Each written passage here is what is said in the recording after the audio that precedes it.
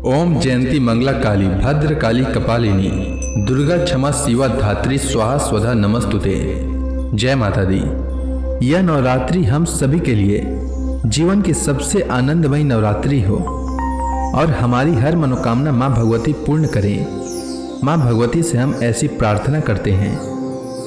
आज नवरात्रि का 5वां दिन है और नवरात्रि के 5वां दिन माँ स्कंद माता की पूजा की जाती है।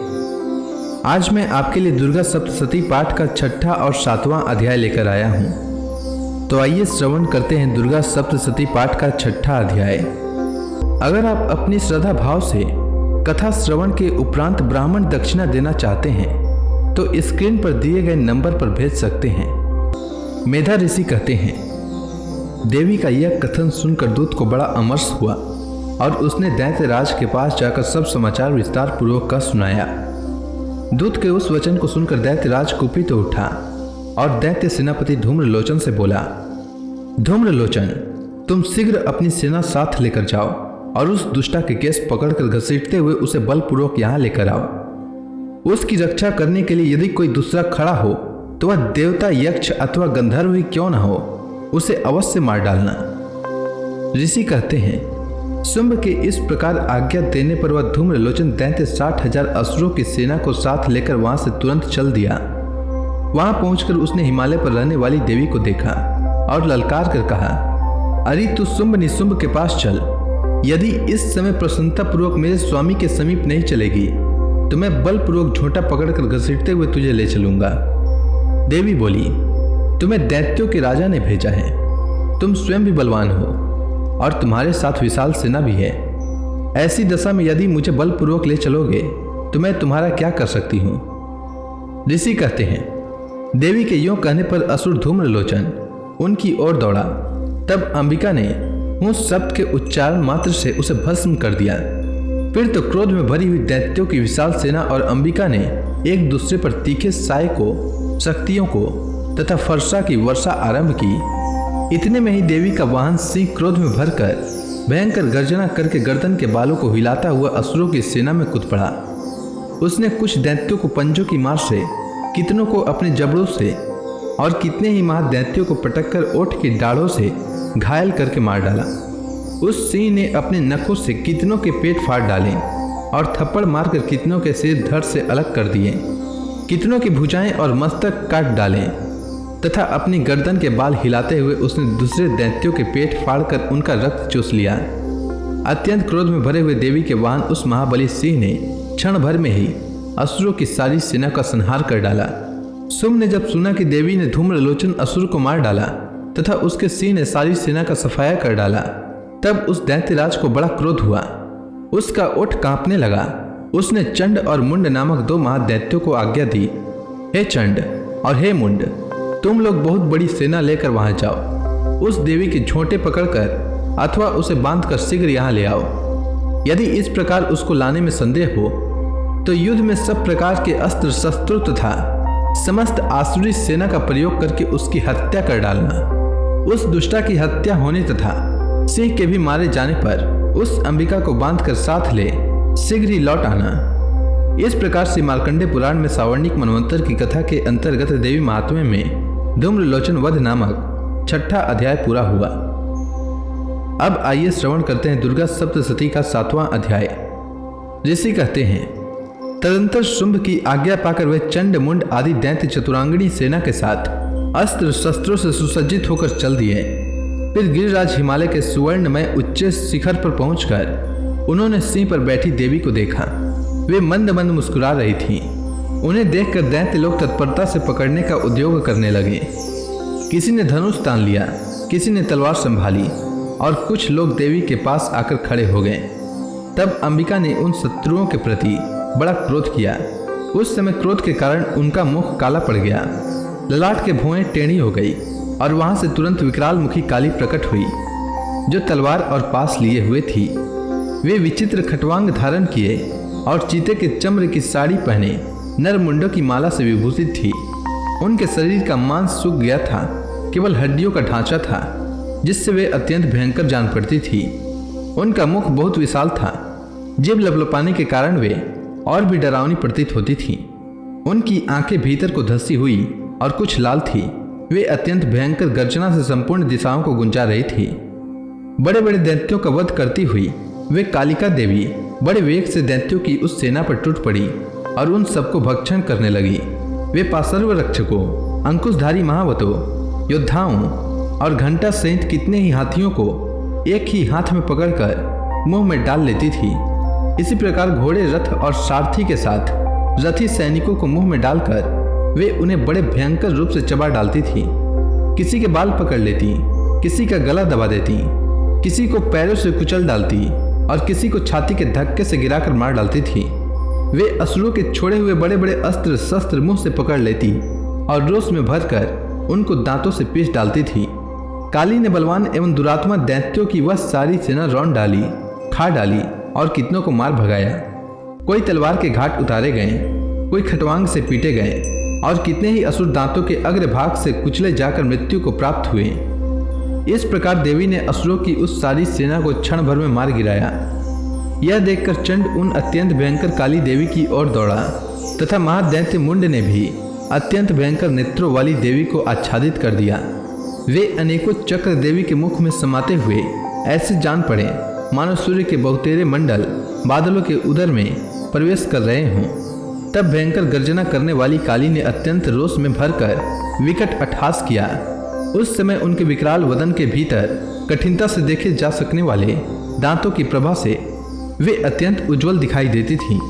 देवी ने बहुत बड़ी तलवार हाथ में ले हाँ का उच्चारण करके चंड पर धावा किया और उसके केस पकड़कर उसी तलवार से उसका मस्तक काट डाला। चंड को मारा गया देखकर मुंड भी देवी की ओर दौड़ा। तब देवी ने रोष में भरकर उसे भी तलवार से घायल करके धरती पर सुला दिया। महाप्रकर्मी चंड और मुंड को मारा गया देख मरने से बची हुई बाकी सेना भय से व्याकुल व चारों ओर भाग गई। तदंतर काली ने चंड और मुंड का मस्तक हाथ में ले चंडिका के पास जाकर प्रचंड अट्टहास करते हुए कहा, देवी, मैंने चंड और मुंड नामक इन दो महापशुओं को तुम्हें भेंट किया है। अब युद्ध यज्ञ में तुम शुंभ और निशुंभ का स्वयं ही वध करना। ऋषि कहते हैं, वहां लाए हुए उन चंड मुंड नामक महादैत्यों को देखकर कल्याणमयी चंडी ने काली से मधुर वाणी में कहा, देवी, तुम चंड और मुंड को लेकर मेरे पास आई हो, इसलिए संसार में तुम्हारी ख्याति होगी। इस प्रकार से मार्कंडेय पुराण में सावर्णिक मनवंतर की कथा के अंतर्गत देवी महात्म्य में चंड मुंड वध नामक 7वां अध्याय पूरा हुआ। अब आगे की कथा मैं कल लेकर आता हूँ। तब तक के लिए माँ दुर्गा का नाम लेते रहें। तो प्रेम से बोलिए दुर्गा महारानी की जय। अब आप सभी हाथ जोड़कर माँ भगवती का ध्यान करें। आरती होने वाली है।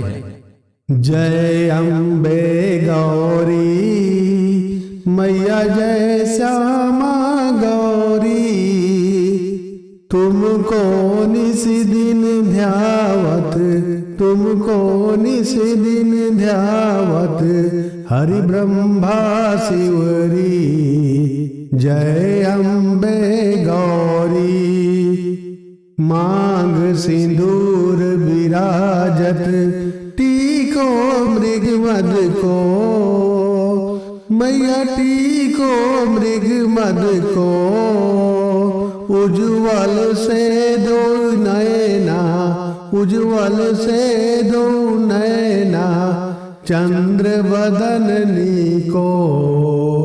जय अम्बे गौरी, कनक समान कलेवर, रक्तांबर राजे, मैया रक्तांबर राजे, रक्त पुष्प गलमाला, रक्त पुष्प गलमाला, कंठहार साजे।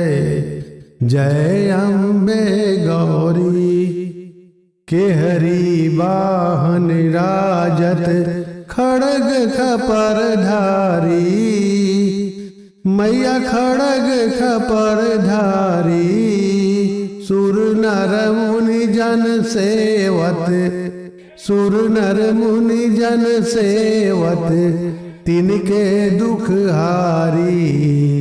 जय अम्बे गौरी, कानन कुंडल शोभित, नासाग्रे मोती, मैया नासाग्रे मोती, कोटिक चंद्र दिवाकर, कोटिक चंद्र दिवाकर, समराजत ज्योति। जय अम्बे गौरी, शुंभ निशुंभ विदारे, महिषासुर धाती, मैया महिषासुर धाती।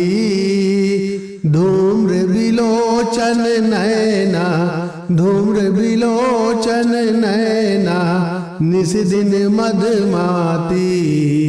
जय अम्बे गौरी, चंड मुंड संहारे, शोणित बिजहरे, मैया शोणित बिजहरे। मधुकैटभ दो मारे, मधुकैटभ दो मारे, सुरभयहीन करे।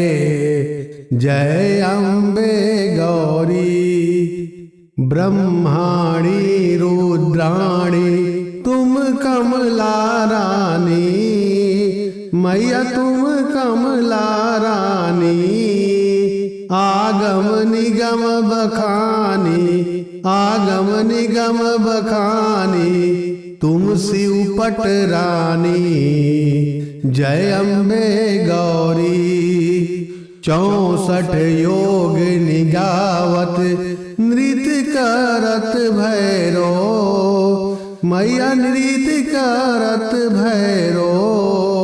बाजत ताल मृदंगा, बाजत ताल मृदंगा, औ बाजत डमरू।